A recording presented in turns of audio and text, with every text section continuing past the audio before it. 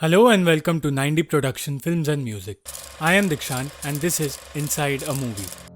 आज हम बात करेंगे हिज हाउस की, जो हैलोवीन के दिन नेटफ्लिक्स पर रिलीज हुई है। ये फिल्म पहले तो एक टिपिकल हॉन्टेड हाउस फिल्म लगती है, पर इस फिल्म का मैसेज और असल मीनिंग इस फिल्म को 2020 की बेस्ट हॉरर फिल्म बनाते हैं। डायरेक्टर रेमी वीक्स की ये डेब्यू फिल्म है और ये फिल्म एक जेन्युइन हॉरर फिल्म है।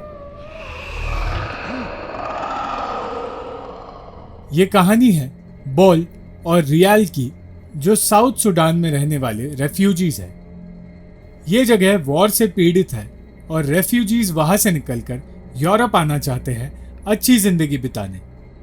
बॉल और रियाल भी अपनी बेटी न्यागा को लेकर वहां से निकलते हैं।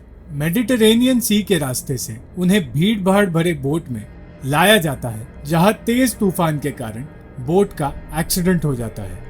बॉल और रियाल सर्वाइव कर लेते हैं, पर कई सारे लोग उसी पानी में डूब जाते हैं। उनकी बेटी भी उनके साथ वही डूब जाती है।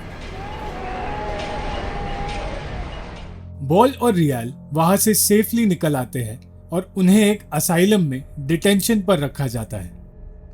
यहाँ इनके साथ कई और रेफ्यूजीज होते हैं। इन दोनों को अथॉरिटीज बाहर बुलाते हैं इनसे बात करने के लिए, इस उम्मीद से कि इन्हें यहाँ से बाहर रहने के लिए भेजा जाएगा एज सिटीजन्स। बॉल और रियाल अथॉरिटीज के सामने बैठते हैं। कुछ देर तक कोई बात ना होने के बाद अथॉरिटीज इन्हें बताते हैं कि इन्हें यहाँ से रिलीज किया जाएगा। ये सुनकर दोनों खुश हो जाते हैं, पर फिर उन्हें बताया जाता है कि उन्हें सिर्फ बेल पर छोड़ा जा रहा है। वो लोग यहाँ सिटीजन्स की तरह नहीं रहेंगे और उन्हें कुछ रूल्स फॉलो करने होंगे। अगर वो रूल्स फॉलो ना किए तो इन्हें फिर से अफ्रीका भेज दिया जाएगा। यहां से उन्हें एक कॉलोनी में भेजा जाता है जहां रेफ्यूजीज रहते हैं। गवर्नमेंट की तरफ से एक केस वर्कर मार्क उन्हें घर के अंदर ले जाता है और रूल्स समझाता है। इससे ये समझ आता है कि ये घर इनका होकर भी बॉल और रियाल यहाँ मालिक की तरह नहीं रह सकते। बॉल एक नई जिंदगी की शुरुआत करने के लिए एक्साइटेड है, पर कहीं ना कहीं उसे कोई चीज परेशान कर रही है। और रियाल, जो अपनी बेटी को खोने के दुख से ऊपर नहीं आ पाई, वो उसके खिलौने में से एक नेकलेस निकालकर पहन लेती है। रात को बॉल को घर में कुछ आवाजें सुनाई देती है।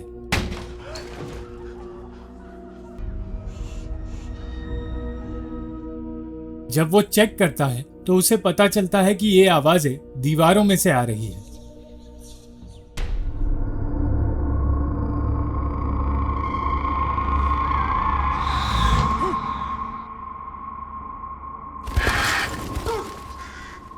ये सोचकर कि ये आवाज वो कौवा कर रहा था, बॉल अब बिना डरे सो जाता है और अगले दिन घर की मरम्मत करने लगता है। बॉल और रियाल इधर उधर की चीजों में थोड़ी खुशियां ढूंढ लेते हैं, जबकि ना तो उनके आसपास के लोग उनसे बात करते हैं और ना ही ये दोनों अपनी छोड़ी हुई जिंदगी को भूल पा रहे हैं। जब बॉल को ये पता चलता है कि वो दोनों लंदन में रह रहे हैं, तो बॉल कोशिश करता है लंदन की इस नई जिंदगी में घुलने की। वो फुटबॉल एंथम सुनता है और उन्हें गाता है।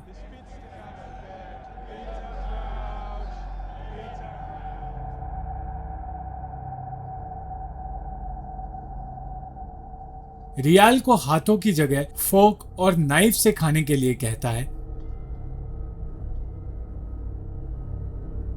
और सिर्फ इंग्लिश में बात करने के लिए कहता है।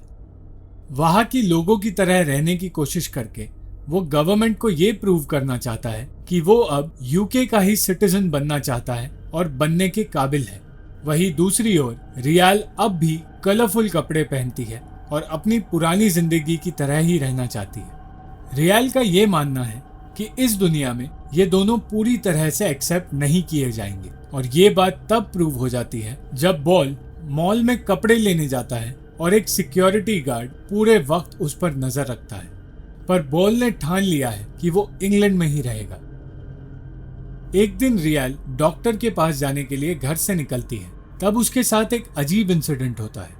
वो उसी कॉलोनी में घूमती रह जाती है और एक मेज की तरह वो कॉलोनी उसे अपने अंदर ही रोक के रखता है।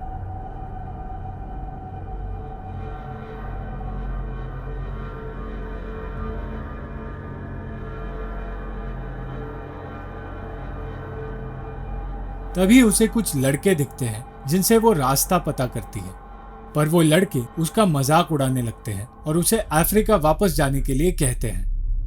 ना तो वहां के लोग और ना ही वो जगह इन्हें एक्सेप्ट करना चाहते हैं। डॉक्टर से बात करते हुए रियाल उसे बताती है कि जहां से वो आई है वहां 2 ट्राइब्स एक दूसरे को मार रहे हैं और वो इसीलिए जिंदा बची क्योंकि उसने उन दोनों ट्राइब्स के टैटूज बना दिए।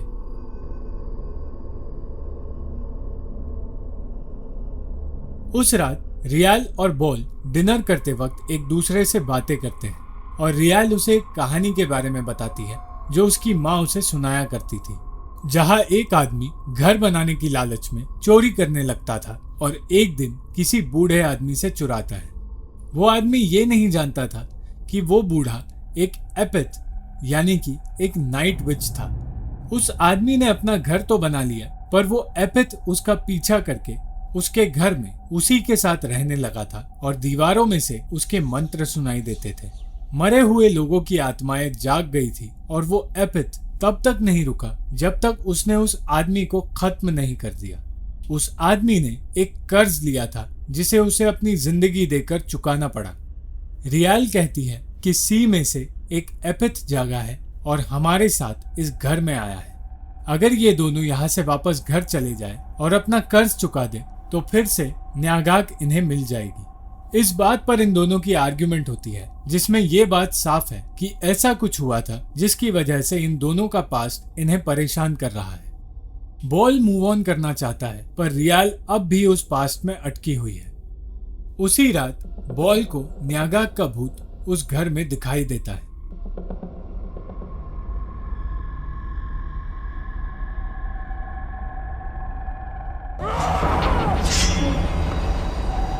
और कुछ दिनों बाद उसके साथ कई और भूत उसे दिखाई देते हैं जो उस घर की दीवारों में ही रहते हैं। बॉल अपनी सारी चीजें जला देता है, ये कह के कि जो भी वो लोग अफ्रीका से लेकर आए हैं वो सब शापित है।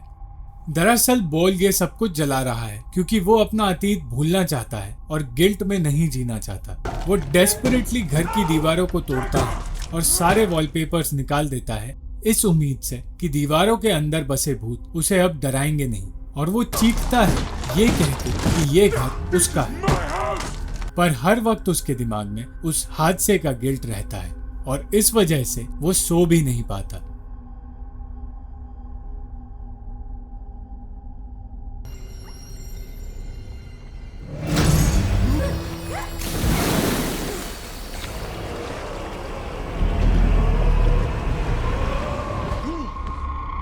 वो मार्क के पास जाता है और उससे उन्हें दूसरे घर में शिफ्ट करने के लिए कहता है, पर जब मार्क टूटे फूटे घर को और उसकी वाइफ के बिहेवियर को देखता है तो इनके बारे में अथॉरिटीज को रिपोर्ट करने का डिसीजन लेता है। अपनी जिद की वजह से बॉल उस घर के सारे दरवाजे और खिड़कियां बंद कर देता है ताकि रियाल वहां से कहीं जा ना पाए और उन्हें इस घर से बाहर जाना ना पड़े। बॉल रात को एक कैंडल जलाकर उन भूतों को उससे बात करने के लिए कहता है और तभी वहां एपिथ आता है जो बॉल को बताता है कि उसने एक कर्ज लिया है। वो उसे कहता है कि न्यागाक की मौत का कारण वो खुद है और वो बॉल से उसकी आत्मा चाहता है। अगर बॉल अपनी जान दे दे तो वो न्यागाक को फिर से जिंदा कर देगा, पर बॉल ये बात नहीं मानता क्योंकि उसे ये पता है कि एपिथ उसे मार नहीं सकता। पर एपिथ बॉल को उसके अतीत से टॉर्चर करता है।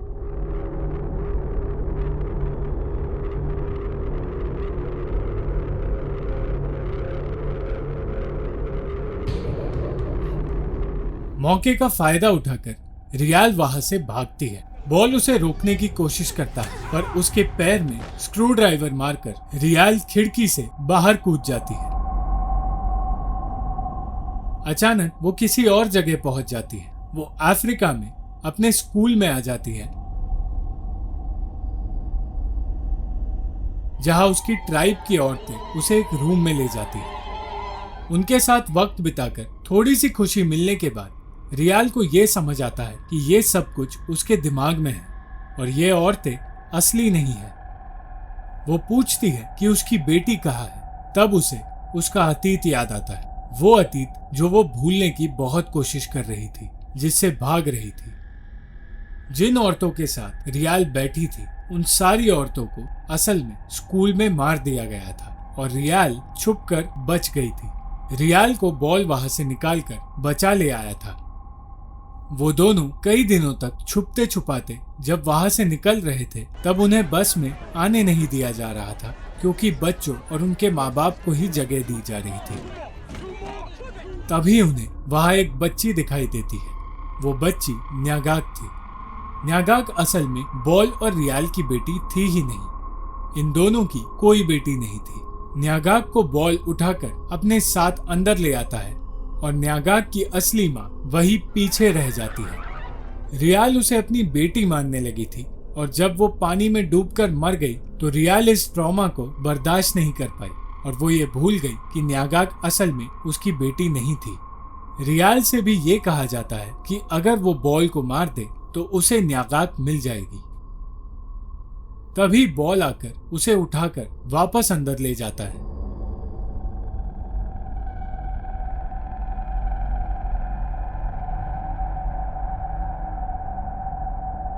रियाल ये डिसाइड नहीं कर पा रही थी कि वो बॉल को मारेगी या नहीं कि तभी बॉल वो चाकू उठाकर खुद के हाथ को काट देता है। वो अपने आप की आत्मा एपिथ को देने के लिए तैयार हो जाता है। वो रियाल से कहता है कि न्यागाक की मौत उसी की वजह से हुई और वो अब इस गिल्ट को बर्दाश्त नहीं कर पा रहा। वो चाहता है कि उसकी जिंदगी के बदले न्यागाक को जिंदगी मिले। तभी एपिथ आकर उसे मारने लगता है।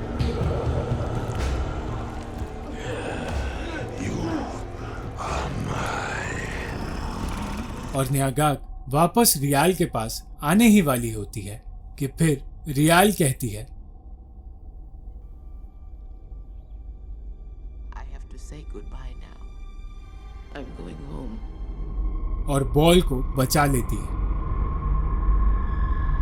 अंत में गवर्नमेंट के लोग आकर घर चेक करते हैं और देखते हैं कि बॉल और रियाल घर को ठीक कर रहे हैं। बॉल मार्क को एक्सप्लेन करता है कि वो अपने अतीत से भाग रहा था पर वो ये भूल गया था कि अतीत कभी हमारा पीछा नहीं छोड़ता। वो हमेशा हमारे साथ रहता है। वो दोनों यही रहना चाहते हैं और वो अच्छे सिटीजन्स बन के रहेंगे। फिल्म के अंत में उन दोनों को वो सारी आत्माएं दिखाई देती हैं जिन्हें वो पीछे छोड़ आए थे और अब ये दोनों एक्सेप्ट कर लेते हैं कि ये सारी आत्माएं इनके साथ ही रहेंगी।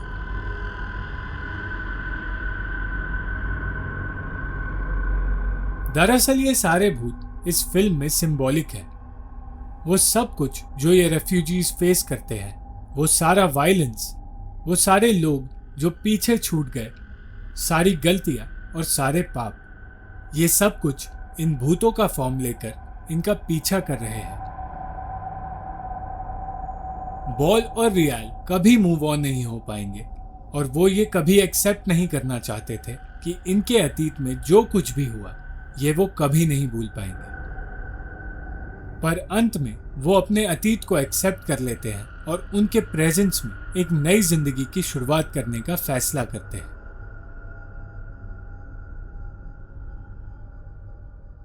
Thank you for watching the video. अगर आपको ये वीडियो पसंद आई तो लाइक, शेयर और कमेंट जरूर करना और चैनल को सब्सक्राइब करना मत भूलना।